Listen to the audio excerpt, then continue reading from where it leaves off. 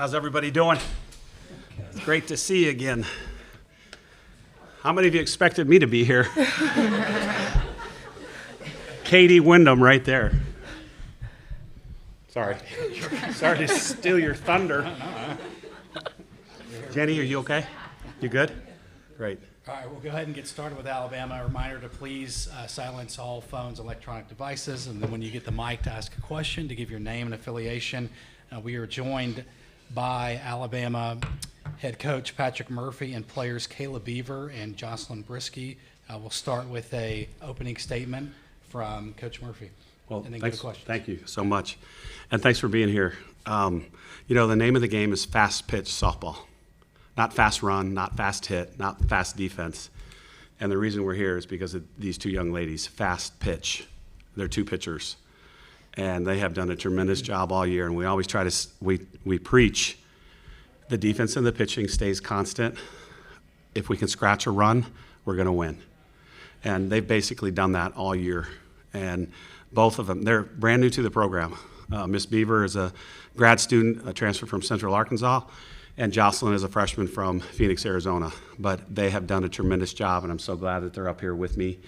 And you guys can get to know them. But this was it was a difficult year. And, I said this to our parents at a banquet. It was the senior banquet in April. We played Tennessee that day. And before we played Tennessee, we had this senior brunch. And if you ask every parent in the world, what do you want for your kid? The number one answer is, I want them to be happy. Right? 100%. But you know what? Not everybody's happy every single day. And you go through trials and tribulations. And that was our year. We went through the stuff. And now we see the light at the end of the tunnel, and that's Oklahoma City. And we persevered. We got through it. Nobody quit. It was one of the most enjoyable teams to coach because they didn't quit. And now we're here. And we're going to relish every second because there's no bad day at the College World Series. All right, we'll open up for questions. Okay, we'll go second row on the left here.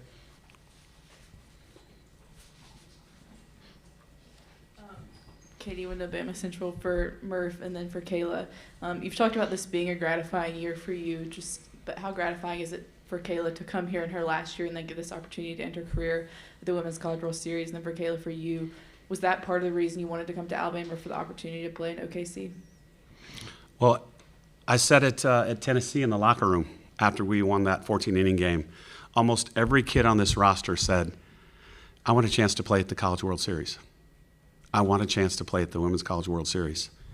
And we were in Super Regionals. That means you're 2 wins away. We have a chance.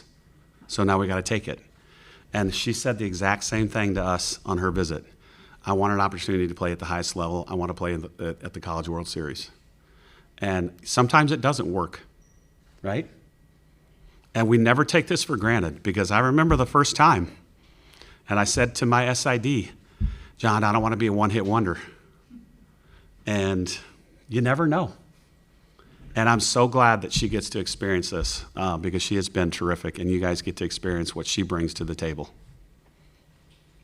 Yeah, bouncing off that, getting to come here, it was special, just to wear the A. I mean, that was something that I really wanted to do this entire time. And getting to play and finish my season here is, honestly, it still doesn't even seem real. I feel like I'm in a dream every second that I've been here already. And getting to, pitch beside Brisky and get to have the team that I have behind me, it's something special. And getting to do it here it's incredible. More questions? Front row left. Jenny? Hey, Patrick, I know you're focused on UCLA, but obviously them being in that Pac-12 tradition that is coming to an end, I'm wondering if you can just offer any perspective on just what the Pac-12 as a collective has meant to the sport and where it is today. Shoot, everything. The first time I came here, I might have even talked to you, and I said, I want to be like Mike Candrea. That was the goal of every male coach. That was the role model, was Mike Candrea. And obviously, we all know UCLA is the gold standard. UCLA, Arizona. And it is a sad day. It really is. I think whoever made the decisions did not do them for the right reasons. There's no way in hell that Cal and Stanford should be going to Virginia Tech, Florida State, Syracuse. Are you kidding me? Those are two great academic institutions. And somebody made that decision? All of us in this room could have said, nah, that's not a good decision. So that's my opinion on that. But the Pac-12, that was what you played for. You know, we want to beat the Pac-12. First time we came, we had to go to Arizona State. We had never beaten a Pac-12 school. And it was the year 2000. We got sent to Arizona State and Hall of Fame coach Linda Wells, and it was like, oh gosh, here we go again.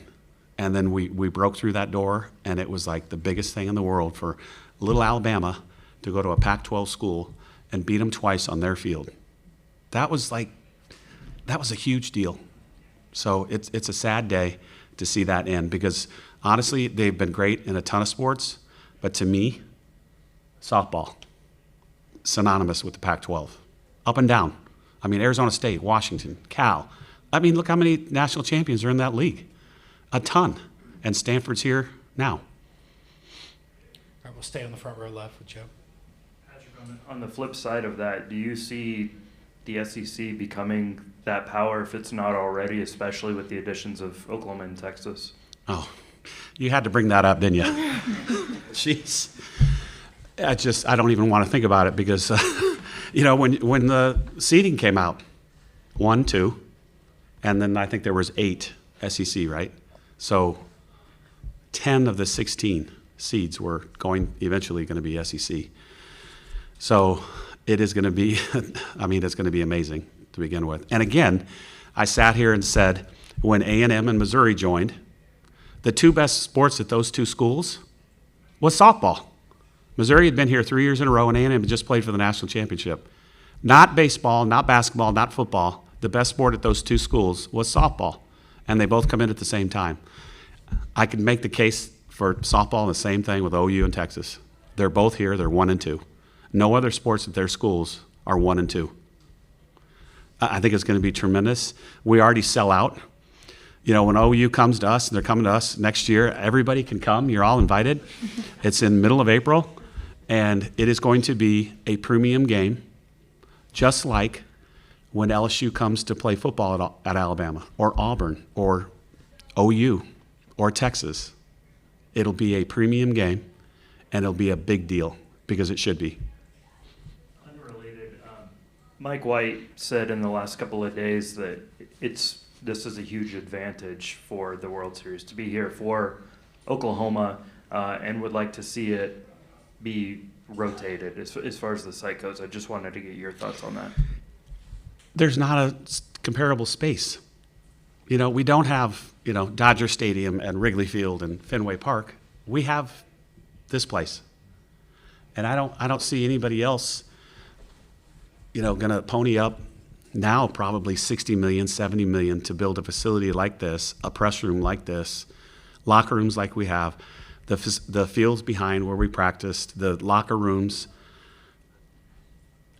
You're not going to do it overnight. It's going to take at least 3 or 4 years, right?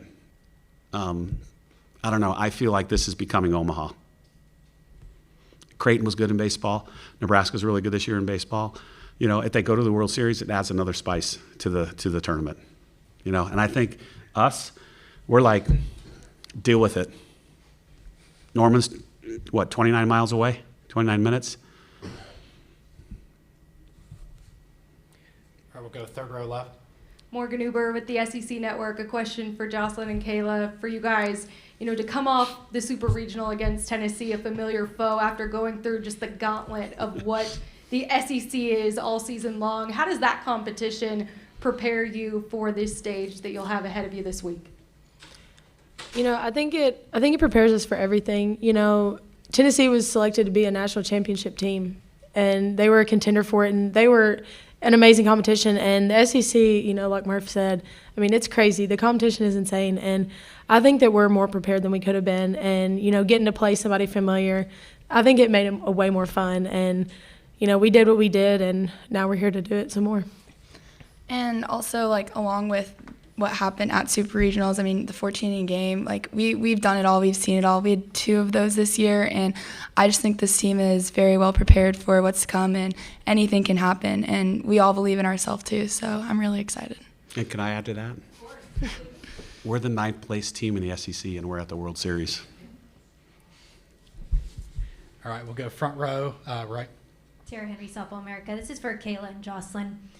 Can you describe to us what it was like for the two of you to step on that field for the first time? Obviously something you probably have dreamt about since you were a young softballer. Murph, this is not for you, you've been here a few No. times. But for you, Kayla and Jocelyn, can you describe to us what that was like? It was so cool.